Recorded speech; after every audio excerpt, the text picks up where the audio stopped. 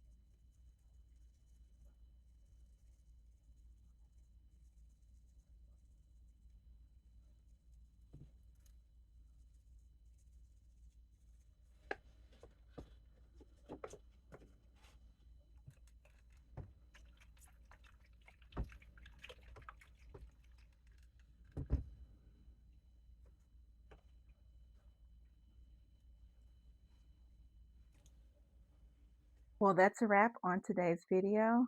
I hope you guys enjoyed. And as always, I will provide updates on the progress of these seedlings in my seedling update video. So be sure to come back and check that out. If you have any questions about any of the varieties that I sold today, feel free to drop me a comment below and I'll do my best to answer. Thank you so much for your continued support. I hope to see you back here soon. Until next time, friends, take care.